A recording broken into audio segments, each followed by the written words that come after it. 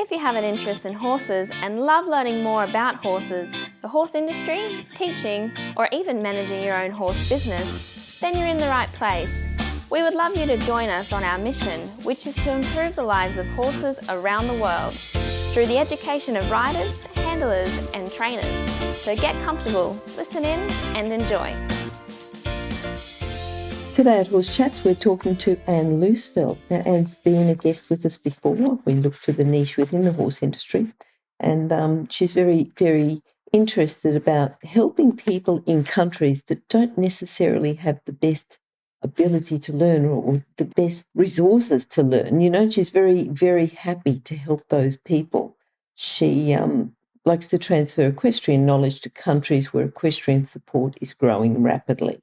Now, Anne's also, among other things, as well as equine support internationally, Anne's a sports psychologist. And today we're going to be talking about riding and competing better by improving the mental game. And I think the mental game is very important. I think that you would have to be with no knowledge at all to think that the mental game is not important within sports psychology. And she's now, because she's got that equine background, is able now to bring the equine into the sports psychology and talk to us about riding and competing within equestrian or within equine sports and helping us with our mental game. But before we do start that, I'd just like to have a quick chat about the motto of International Horse College, and that is people, safety and horse welfare. And if you've heard me talk at all on Horse Chats, you would know that that's very much my personal motto as well, people, safety and horse welfare. If that's the way that you feel when you're working around horses, have a look at the website, internationalhorsecollege.com, registered training organisation 31352. Now, Anne's coming on. I'm pretty excited about that. How are you today, Anne? Hello, Glenys. Yeah, I'm doing very well. Thank you for inviting me again. Oh, that's okay, Anne. Love talking to people with specialised knowledge like you do. You know, I'm just really looking forward to this, riding and competing better by improving your mental game, because we have a lot of listeners on our podcast who ride, compete. Everyone's got an interest in horses, whether it's a current interest. We even get people who've had the interest, want to get back into it, love listening to the podcast then, but may not be in a life situation where they can have horses at the moment, but they still want to maintain that connection. So improving our mental game to ride and compete better, great. What made you choose that in particular for coming on this time? For me, it was choosing to start to study sports psychology when I was a rider and a trainer in Mexico. And I was doing it for a couple of years already, a full-time job there. And I started to see how many mental problems or issues people had. So people were insecure, people were nervous, people were comparing each other or themselves to each other. Then I saw hey, there's another field where I can help my students, my riders, even more. That's where I really got interested in sports psychology. Yeah, I'm very glad that you did get interested in sports psychology, because I'm sure we're going to have a great chat today. Now, first of all, can we talk about setting process goals for each training? Each time we go out, each time we are training, the process goals. How are the process goals different to, say, long-term goals? Yeah, or other type of goals. Yeah, exactly. That's a very important question, because there are three types of goals. You have outcome goals, performance goals, and then process goals. Process goals, they tell you exactly what and how you have to do an exercise. So, for example, when you're riding and you think, okay, I need to do a good canter depart, that doesn't help you doing actually a good canter depart. So, for example, if your goal would be, okay, I have to do a sitting trot right before my canter depart, and then in the corner I put my back behind the girth, for example, then you have a very specific cue for yourself.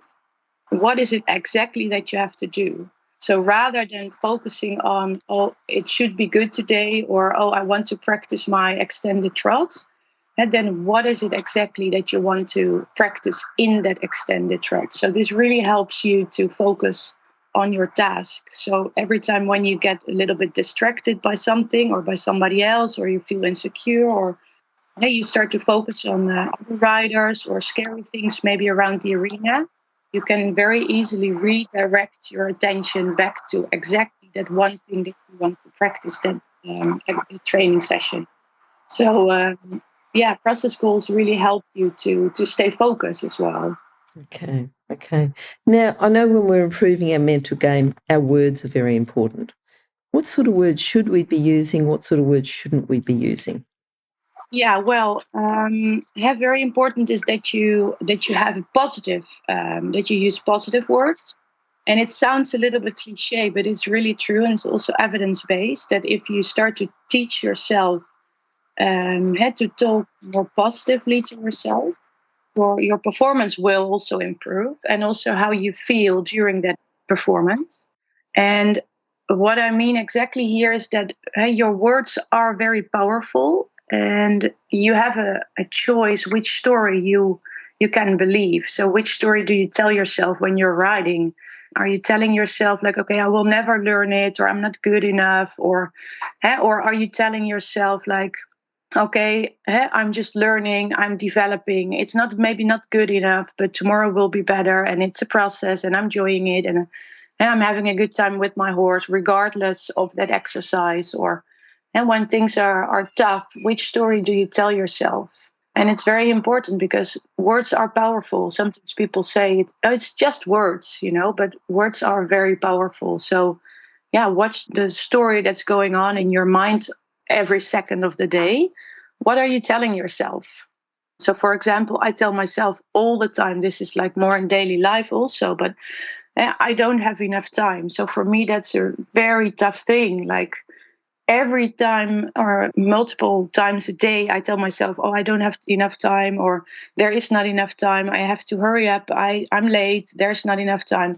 But that's also a story that I tell myself. So I can change that story. I can just start to tell myself there's plenty of time. And then I feel right away, I feel more relaxed, and that changes my perception of life, basically. So, when I work with writers, I often see that they tell themselves like stories and they start to believe it, but they can also start to tell themselves another story, and then they will start to believe that new story, which is much easier and more pleasurable. So, watch your words. Yeah. Now, everyone's going to be a different situation, I suppose. If we talk about a package deal, I'm presuming that we're talking about ourselves, our own physicality, our own access to resources, great instructors, great facilities, lots of money, best horse in the world. Or is our package deal the deal that we've got? How can we accept our package deal and the situation we're in? How can that help us improve our mental game if we haven't got everything? If we've got everything going for us, it's probably pretty easy, but what can we do? How can we accept that?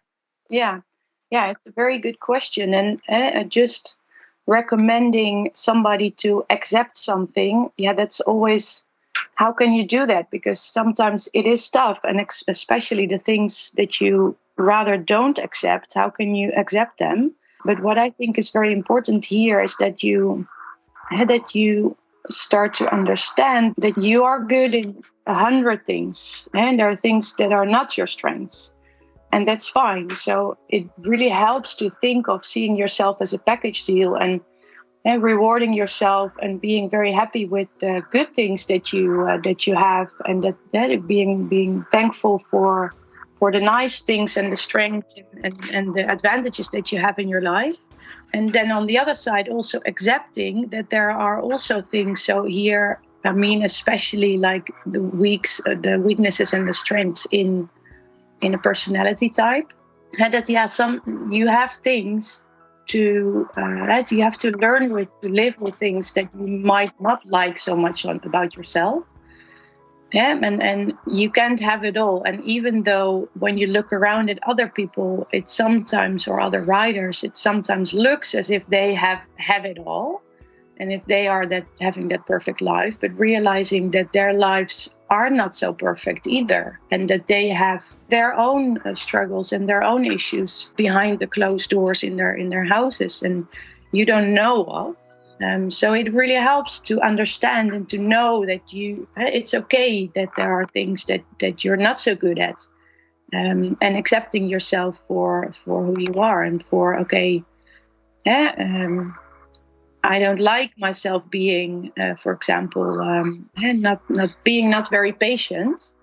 But yeah, if that is who you are, then see if you can embrace that also, and also seeing your potential weakness also as something positive, because that also means that you have a lot of go, you have a lot of power, you are enthusiast, you have a lot of energy. And so that's also the positive. So every weakness also has a positive side. So yeah, what I'm always recommending is just try to balance yourself and accept that nobody is really perfect. I'm just thinking about, if you're making excuses for your weakness, but what you'd said before is to watch your words. So if we find ourselves making our excuses, how can we catch those excuses? What can we do? Yeah, well, that has everything to do with the story that you're telling yourself. So I'm very careful with myself that I listen to the voice in my head. Yeah, that what am I telling myself? So am I telling myself, oh, I'm late, I'm hungry, I'm tired, or yeah, I have a flat tire, or I just went through a breakup. I hear like so many excuses, and I'm making them myself as well. But I do see them in my students also. So the first thing is, what are your goals? If you really want to compete, for example, with your horse, or if you really want to jump a course on 120, you have to do what it takes to get there. And if you're not doing what it takes, then you won't get there. And it's that's very honest and very direct. But sometimes I see people had that their goal and their actions, they're not aligned. So people every time they are struggling with themselves, because on one hand they really say that they want to compete, or jump a course, or go to the next dressage level. But then on the other side, they know, for example, they know, okay, I need to become fitter. So in order to do the full test sitting trot, I need to go to the gym and I need to work on my own fitness. Um, they know that that is needed to achieve their goal, but they don't do it because they come with excuses like, I was too tired, or I don't have the money, or I don't have the time. So there is always something. And I think, therefore, that it's very important to catch your excuses on time. So, what are you also here? What are your words? What are you telling yourself? Are you accepting your excuse from yourself? That when you say, okay, I'm tired, and then you just stay home and you watch Netflix? Or are you accepting, like, okay, you are tired, but you have a goal, so you go to the gym anyways? Or, for example, people saying, like, I don't have the money to train with a trainer, but then they buy a new iPhone. And these things are, for me, very tricky, because then apparently you don't really want to achieve that goal. So really make sure that your goals and your actions are aligned, and that you catch your excuses. Okay. Okay. Now, Anne, talking about our mental game, and, I know that a lot of sports psychologists use visualization. So visualizing our test or our exercise, but how do we do that? What's the best way that we can, introduce that visualization and use it to our advantage? How can we do that? Yeah, visualization is a very effective technique that is used within the sports psychology a lot. And also, this one is also evidence based. And sometimes people, they tell me, like, oh, I don't think that really helps. But it really does. And there are a few things that you really need to keep in mind. And so when you start to visualize, some people, they have more like fantasy, and others not so much. But you can visualize from a couple different point of views. So you can visualize just sitting on your couch and then seeing yourself from above, like a helicopter view. And then you see yourself, you watch yourself ride. Or you can visualize that you are you, so that you're sitting on your horse, that you feel how you're holding the reins and how your horse is moving underneath you. So then you're visualizing yourself riding. And the people, they just have preference for either way, and either way is fine. So then it's very important that when you start to visualize, that you try to visualize it as vivid as possible. So that you, for example, try to include all your senses. So you hear the ring when you start your jumping course, or you feel the fresh air in your face, or you hear people, or smell maybe your horse or the fly repellent. It's very important that you include as many details as possible. So visualize as vivid as possible.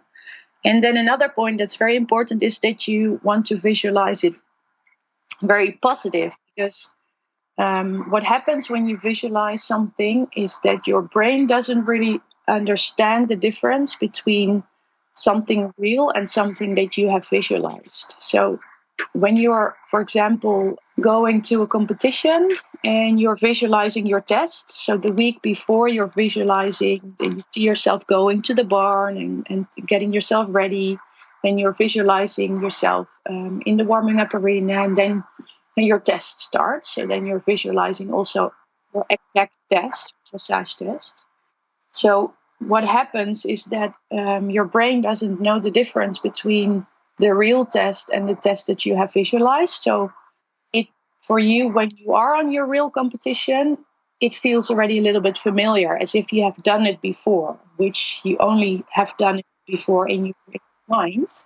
But then it's very important that you visualize it also positively. So if you visualize positively, then your experience will be positively, and you will feel a little more at ease during your competition. But when you visualize the negative things, so your horse spooks, and very often we make like these worst case scenarios, like, oh, what if my horse spooks, or what if my horse does this, or what if that happens. It is also a part of visualizing. So you see yourself on a horse that is taking off during your competition, or other scenarios. And that also kind of works. So then it works against you. So be very careful that you visualize positive. That you visualize the things that are going very well and very smooth and effortless, because then it will go more smooth and effortless. Because when you visualize, your brain sends little signals to your muscles. And when you're in a competition and you are a little bit nervous, then you also already have a little less sensitive communication between your brain and your muscles. So the big muscle groups they get the signals, but not the small ones. And the small ones are very important when riding. So when you have visualized it, you have already practiced that very small giving the aids to your horse, so the very soft and gentle aids to your horse. So that really helps. And what I also find very interesting is, so you can visualize your dressage test or your jumping course for competition. For example, if you're having difficulties with flying changes, or with canter walk transitions, or with a double combination, it's also very effective if you visualize specific exercises, and you can just do it over and over and over again, and then your brain considers it as real practice. So every time when you get on your horse, you are already a little bit better in that specific exercise. So that's a very funny and interesting little trick. I love the way that you said, when you visualize everything, but visualize it in the positive. I know that as a competitor, you find that sometimes your pulse is up a bit, your breathing's up a bit, and you want to have good breathing techniques. But, how important is this? And are there specific breathing techniques that we should use within that visualization and within our competing and our riding and everything else as well, so that we can breathe the way that we should do to optimize our performance? Yeah, so when we are in stressful situations, our body gets in a flight or a fight mode, and that means that your heart starts to race and your breathing starts to speed up, and that gives that very unpleasant, nervous feeling. And then also you get other signs like sweaty hands, and you need to go to the bathroom 20 times. So that is also a result of the stress in your body. And you can relax, like you can approach it from two different ways. So you can either relax your mind first, and then your body will follow, will also slow down a little bit. Or you can start to slowing down your body, and then your mind will also be more relaxed. So when you use breathing techniques, say you work on slowing down your body, and then your mind will also come down. So yeah, very a good important thing to practice before the scary situation, because if you start to only breathe or think about your breathing when you are already in that nervous, or when you are already in that situation, then it doesn't work. And then people tell me, yeah, well, breathing really doesn't do that much for me. But that's because you have to practice. So you have to practice when you're completely relaxed, and then you start to get familiar with that breathing technique, and then you can apply it when you're nervous or in a more stressful situation. So a very easy thing to practice is the deep belly breath. Yeah, so that is like really bringing down your breathing and just really focusing on breathing in your tummy. And another breathing technique, this is so the deep belly breath you can do right before the stressful situation or also during the stressful situation. It's more difficult to do like when you are doing physical exercise. So you can do it in the walk, for example, very easily, but it's already more difficult in the trot and in the canter, because when your breathing heats up, very difficult to continue that deep belly breathing. So on these moments, you really focus on long inhales and long exhales. But the deep ones are it's getting more difficult to keep your breathing very low. And another exercise that is sometimes very helpful is breathing for 4 seconds, then holding out in for 4 seconds, and then breathing out for 6 or sometimes 8 seconds. So you breathe in for 4, you hold for 4, and then you breathe out for 6 or maybe for 8. And if you breathe out longer than you breathe in, so your exhales are longer than your inhales, then you activate the system in your body, the parasympathetic system, and that is the system that tells your body to relax. Body, okay, you can relax your muscles, you can relax your shoulders, your jaw, you can just take it easy, you're okay. So if you breathe out longer than you breathe in, then you activate that system already. And another very interesting technique is called heart coherence. In this technique, your inhales and your exhales are exactly the same. So you, for example, breathe in for 5, and then you breathe out for 5. You breathe in for 5, out for 5, and then your breathing becomes like more or less a circle. And apparently that also slows down your heart rate. So then you get like in your heart rate more coherent. So then you don't have these very messy, because if you look at the heartbeat of a nervous rider or nervous person, it's very messy, the heart rate. It goes up and then a little bit down and then up, and it's very messy. Well, if you start to breathe like very regular and inhales and exhales are the same, then you see that the heart rate is also going to be a little bit more regular, more the same. So that also helps to feel more relaxed, and that are in the end the why we're doing these kind of exercises.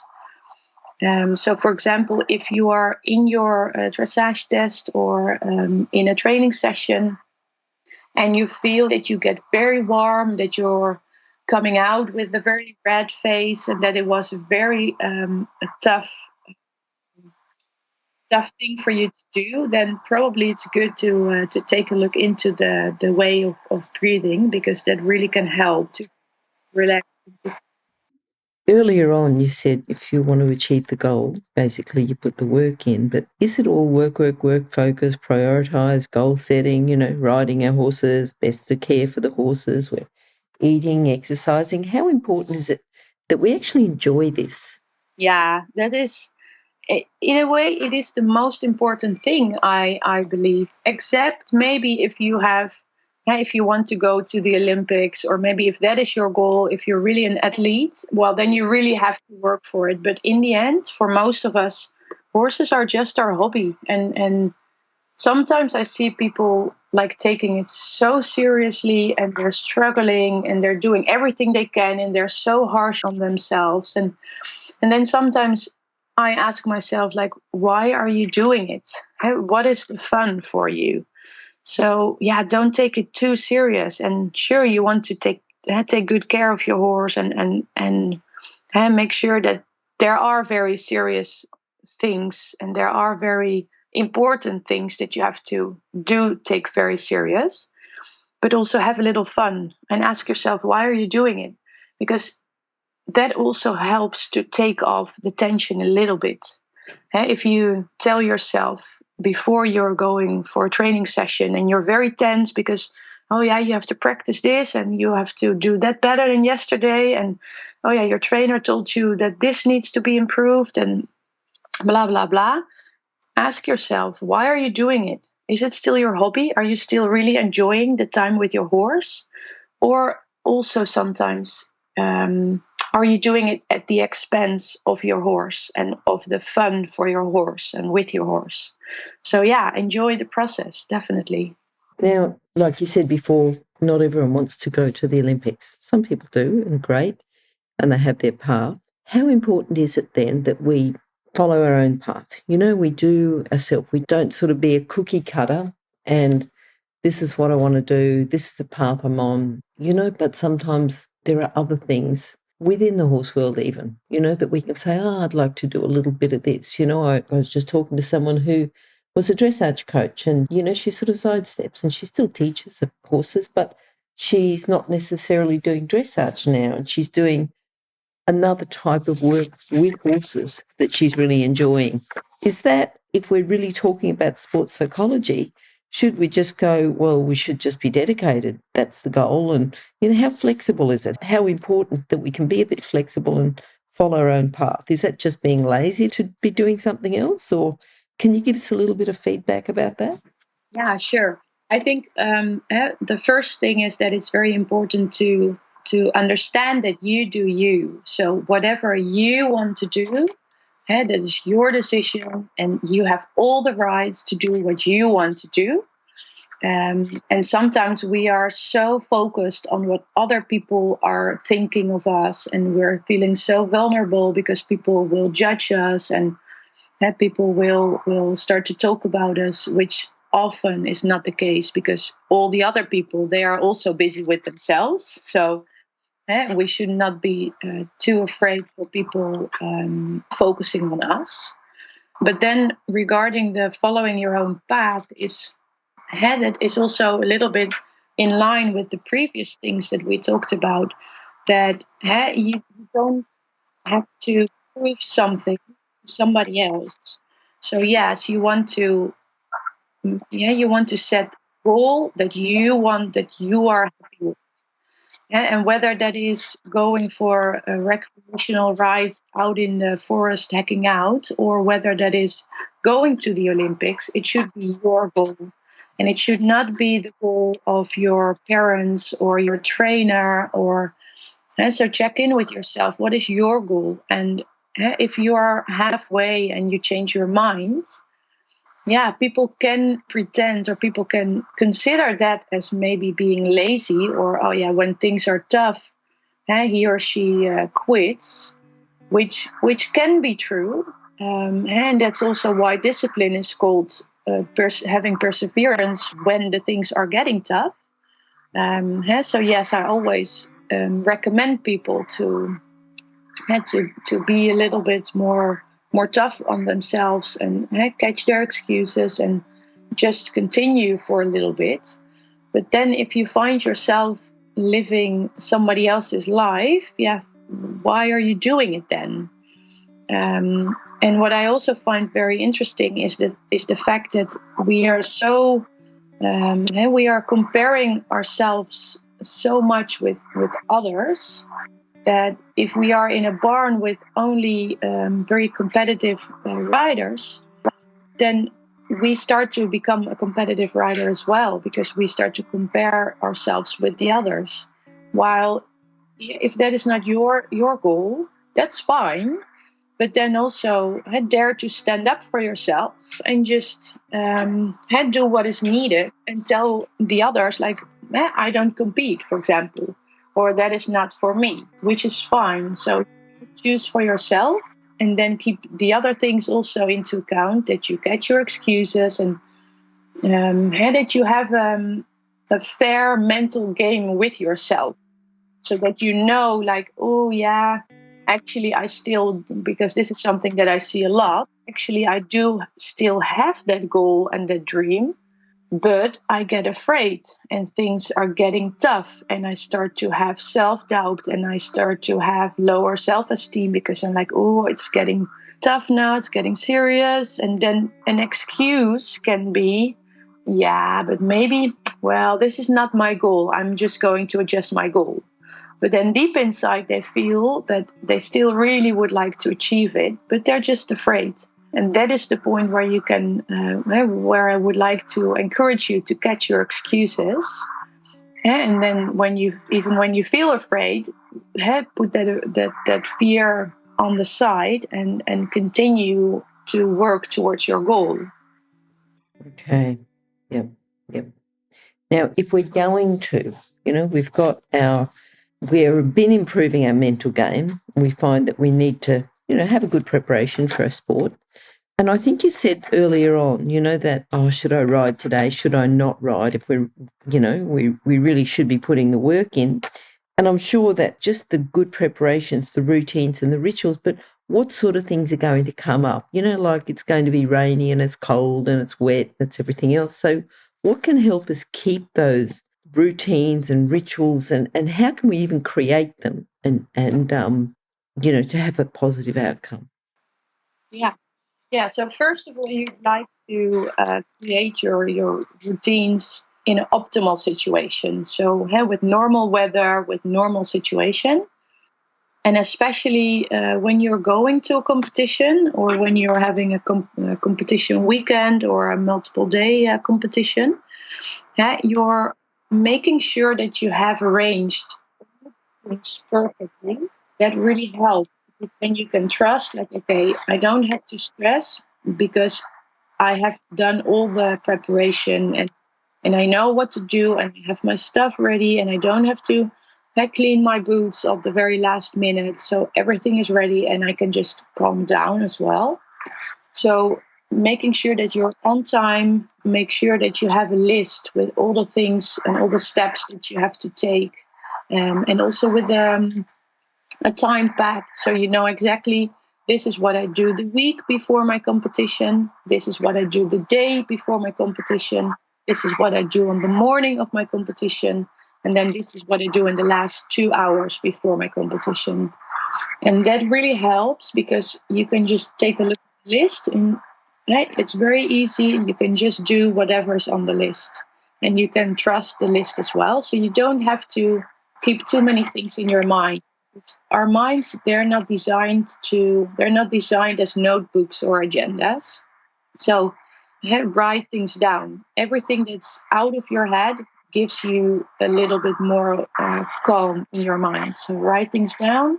Make sure that you have a list, that you following from the list, that you start to create your routines. And then every time when you go on a competition, you get more and more routine in your in going to competitions. And that really helps for a good preparation. Okay. Now, I know that you've said, act like the person you want to become. So if we're going to act like the person you want to become, please explain what that means, and how can we do that, to act like the person we want to become? Yeah, so if you start to become future, you are already visualizing. So then for your mind, it will be more familiar already working towards that new developed you. So the you 1 year from now, or 2 years from now, or maybe even 10 years from now. And if you ask yourself, like, if you're in a difficult situation, or you have to have a difficult choice or a difficult conversation, and you can ask yourself, what would my future me do in this situation? And then, for example, we were talking earlier about the person that has a competitive goal, and then she starts to have self-doubt, and she starts to have negative self-talk, and basically she's just afraid. She's afraid if she's good enough. She's afraid for the judge, for the competitor. She just really feels anxious. Um, then ask yourself, what would my future me do in this situation? Because that helps to visualize yourself. Like, okay, if my future me, for example, would be a very experienced competitive rider that has a lot of experience and know exactly what to do in that situation, even though you are not even a very experienced rider, but you are already acting and behaving a little bit like that rider. And by doing this, you grow and you develop towards that person already. So, for example, in a difficult conversation, you can ask yourself, what would my future me do? And now, for example, my current me would, for example, get very angry, would be very upset, and very would start to really speak up, and would be very angry. While my future me would be more developed, would like be able to express their feelings without wanting to hurt right now. Would just like, is going to fight you. So yeah, that really helps to start to think of what would my future me do. So that is really a question that's very funny and interesting to start yourself, because, or to start to ask yourself, because um, it also makes you aware of who is it that you would like to be, and what are the traits that you would like to develop more, or that you want to learn more about. And that really helps also in writing. So who is it that you would like to become? I think that's excellent advice. Absolutely brilliant. It's not where you are now, it's where you plan to be. I mean, it's all excellent advice, but I think particularly that last one is just caps it all off. Yeah, very good. Very good. If people would like to contact you, I know they can contact you at loosveld.com and Equine Support International. Are the contact details on there? I mean, we'll have them at horsechats.com. And certainly if you search for Anne, A-N-N-E with the E on the end, or Loosveld, Loosesveld, either one of those names you'll find her on Horse Chats, and all the contact details will be at the bottom of the page. But both those websites, either one is better than the other? What's the best way? Both websites are good to go, but what I really would recommend is following us on Instagram, because there we're very active. They can find daily inspiration and stories and tips to get started right away. And our Instagram is equine_support_ESI. We'll put those details on your page as well, so people can contact you on Instagram. So, Anne, thanks very much. Thanks for all your time. I loved all the tips, but particularly the last one. I think that, very good, just to act the person you want to become. Thank you, and looking forward to catching up with you again, Anne, that's for sure. Yeah, thank you so much for inviting me. It was a lot of fun. Thank Good, you. thank you. Okay, I'll talk to you soon then. Bye-bye. Okay, bye. If you've enjoyed this chat, then please comment, rate and subscribe. If you'd like any changes or recommendations for guests, then please contact us through horsechats.com. And while you're online, have a look at the government-accredited courses at internationalhorsecollege.com. Registered Training Organisation 31352. Remember that our comments and instructions are general in nature and do not take into consideration your individual horses or your individual ability and circumstances. If you enjoyed this podcast, then please leave your comment below.